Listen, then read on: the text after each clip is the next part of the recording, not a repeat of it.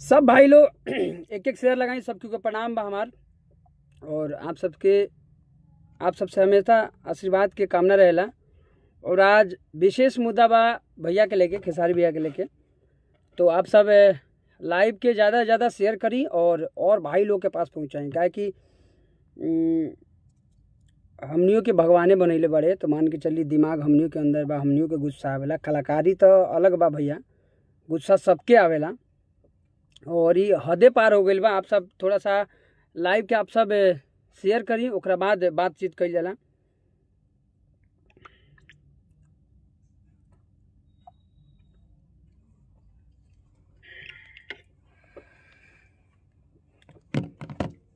ये network problem है क्या? अपडेट नहीं कर रहा है। आप सब कम से कम 5000 लोग के में जोड़ी पेज पे हमरा। और अभी तक 350 लोग जुड़ चुकल बा। अभी 1 मिनट के अंदर, 1 मिनट भी ना भेल।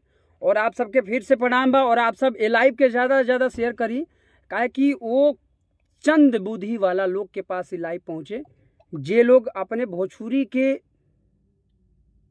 बड़न कलाकार लोग के लेके, बेटी बहन के ये लोग गाना गावता रहे लोग, कुछ चंद लोग।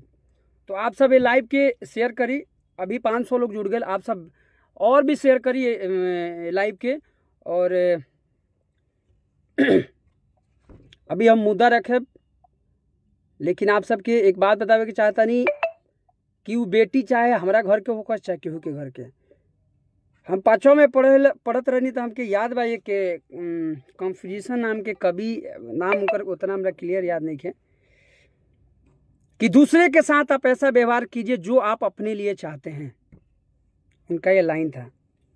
कविता भी वो लिखे हुए हैं, मैं भूल गया हूँ उनका बहुत सारा कविता।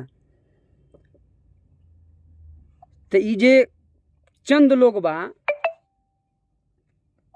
ये लोग चाहेला कि हाँ अरे हम ही नहीं करत, जातियाता हम नहीं करत, हमनी कलाकार की को खुदे अलग जात होला। और हमनी के ये बात नहीं कि हम यादव बानी, यादव कुल के बानी, कभी ये सब विशेष मुद्दा पे हम लाइव ना आवेले। लेकिन कभी भी ये चीज़ के ध्यान रहे कि कलाकार खुद एक अलग जात है। ई ना कि हम यादव बानी तो अहिरे गाना सुनी, ई ना कि हम पंडित जी बानी तो पंडित जी गाना सुनिए। और अभी सब भाई लोग हमनी गाना करते रहनी सन, फिर भैया के हमने लाइव देखनी सन। और अभी मेरे साथ मेरे दोनों राइटर हैं, संजय सराबी जी, शत्रुघ्न दीवाना जी, और ये विराज भैया म्यूजिक डायरेक्टर, और मेरे भाई कंपोजर भाई भीमसेन भाई। और अभी आप सब 900 लोग जुड़ गए। आप सबसे विनती बा कि आप सब लाइव के और भी ज़्यादा शेयर करी, ताकि वो कुत्ता कमीना के पास ही लाइव पहुँचे। और हम गईबो ना करी ले, हम ना झगड़ा से पीछे हटी ले और ना ही केस मुकदमा से। हम ना गलत करी ले और ना ही हम सही ले, चाहे केहू हो के हवाई जहाज तोप कि न हो कस। खेसारी भैया की बेटी, हम खेसारी भैया बोलते हैं उनको, और हम खेसारी भैया उनको बोलते हैं। तो उनकी बेटी हमारी भतीजी हुई, बेटी समान हुई। तो मान के चली कि अगर हमारा बेटी हमारा भतीजी के केहू कुछ बोल रहा तो उनका बूटी बूटी काटना दे हम, चाहे कितनो भी सिल आदमी होकस। आ गायक होकस तो तनी गायक वाली बाबू तो ते हारमोनियम लेके बैठ, आना तो स्टेज पे चल।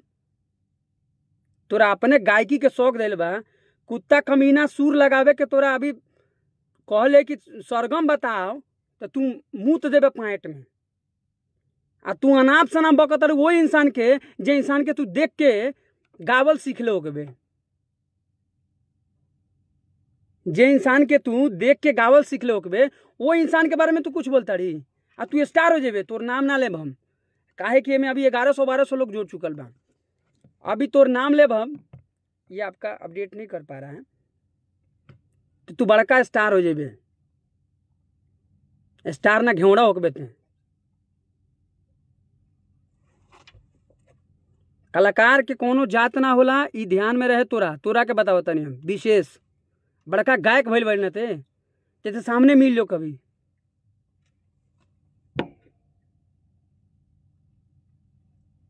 कलाकार के कोनो जात होला, ते नाम धके गावताड़ी खुलियाम। अरे यार, केहू भी इंसान हम खुद अपना से समझता नहीं। हमनी जहाँ तक भी पहुँचल बानी, अभी मेहनत करता, कुछ आदमी नहीं के जीरो बा, लेकिन कितना मेहनत करेला मम्मी पापा भाई बहन पूरा परिवार के त्याग के तब आदमी बाहर रह के गाना बजाना करेला।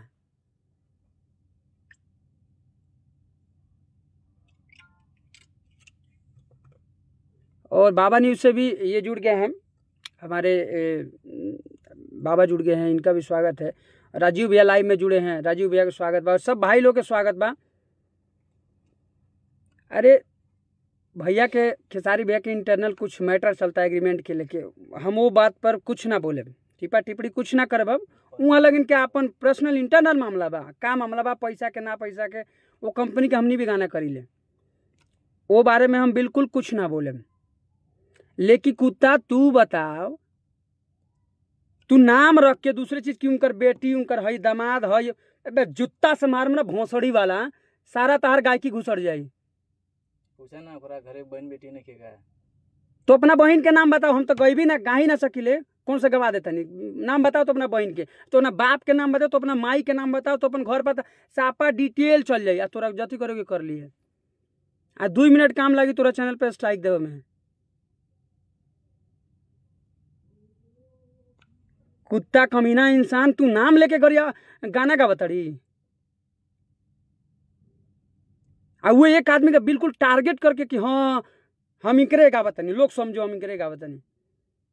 पिटाई रेल तभी मन ना माना रहे, जबकि तो पिटाइल करेली केहू के गुस्सा में केहू के हाथ चल गल, अभी तो सामने मिल तो तोरा कहते तो ना मारे भमे, तो तोर मुंह फुला दे मारते मारते।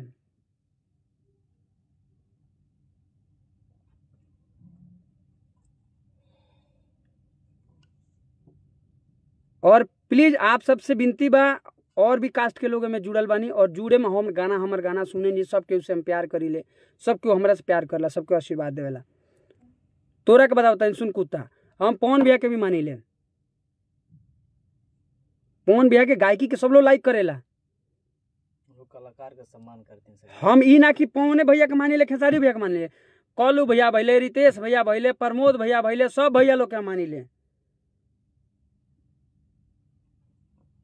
लेकिन तू कुत्ता खेसारी भैया के मतलब फैमिली में घुसत है, तू मतलब तोर मन औकात का बा बता।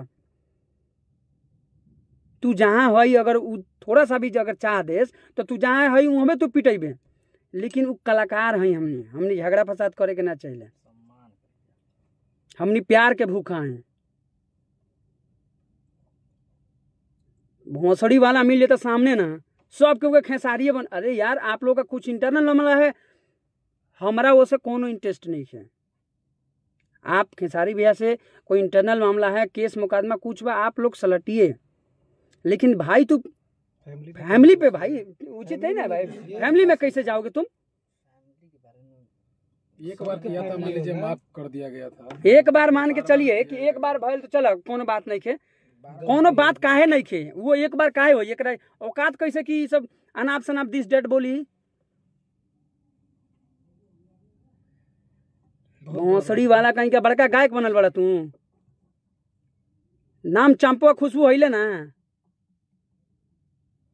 बड़का गायक बड़ी तो साफ सुथरा मैटर बजवा के बजाओ, क्यों बड़का। अब तो पवन सिंह पे हम गाना गा दी तो ये चुतिया कहीं का पवन सिंह पे हम गाना गा दे, कोलू भाई पे गाना गा तो 5 गो लोग तो देखे करी, तोरा नाम पर ना उनका नाम पे देखी की जाना तुम। लेकिन हमरा यही रहे एक बा, हम पवन भैया के माने ले, हम खेसारी भैया के मान ले, हम फैमिली में घुसे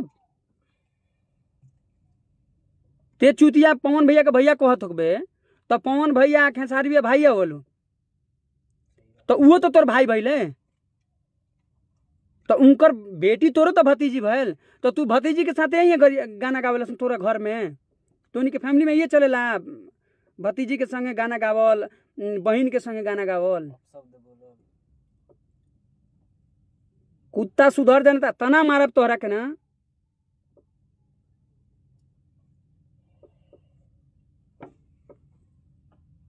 कुत्ता कमीना बड़का गायक भइल बड़ानी, हमनी गाना करत रहनी सन, एक कुत्ता का खाली भैया के लाइव हमने जानतो नहीं कि मैटर का बा, भैया के लाइव से ही तोर गाना हमने खोज के देखनी सन।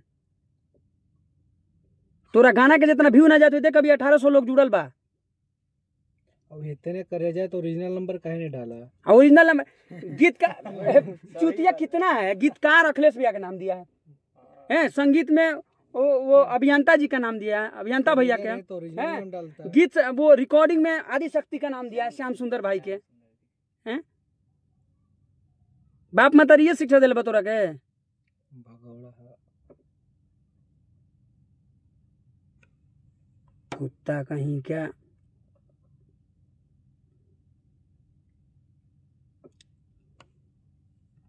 मालूम नहीं कि घर में ये सब शिक्षा। अरे यार कलाकार हैं वो, भोजपुरी में खेसारी बिया भैले, पवन बिया भैले, कलो बिया भैले, सब भैया लोग हम कहता नहीं, सब लोग बढ़िया काम करता तब न भोजपुरी विकास होता कि तारा नानी के यहाँ से विकास हो जाता। सही बात है।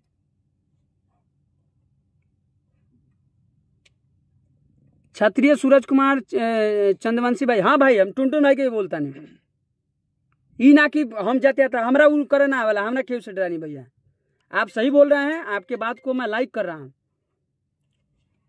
जब केहू नहीं के गावत तो ना गावे के चाहिए। अश्लील सुधारक भइल बड़े लो भाई, हम सब क्यों कहते कोनो अश्लील सुधारक कोनो नहीं के। ओकरा घर में जाके देखो ओकर बहिन बेटी जौन अश्लील के सुधारक के ठेकेदार भइल होई, ओकर बहिन बेटी छोट छोट कपड़ा पहन के मार्केट जात होई, वो अश्लील सुधारक भइल बा। कौनो ना, हम केहू के नाम ना लेब, कौन हम हो गया तो गया कौन बात हम तो जानतो नहीं की। ई तो अगर बड़ा कलाकार के टारगेट ना करसन तो हमनी देखबो ना करे। ई खुद अश्लील सुधारक। अबे भोसड़ी के तोरा अश्लील सुधारक भइल बड़ी तो ओरिजिनल गाना जौन भी सिंगर के तू उठावत तारी, वो ओरिजिनल वीडियो में तू चलावत, टेम्पू काहे बढ़ा दे तारी, फास्ट काहे कहता तारी, ताकि कॉपीराइट ना आई। सब तोनी के बिजनेस बा। और ज्यादा कुछ ना कह भैया, हमेशा रहुआ खातिर हमनी खड़ा रहिले और खड़ा रहे। एक कुत्ता बांधे खातिर खाली छोड़ी, अब का बताई, लाइव हमनियो कलाकार हमनी प्यार के भूखा है। हाँ ये बात नहीं कि जब हमनी मारो पीट में पीछे हट जाए, वो कलाकारी के साइड कर।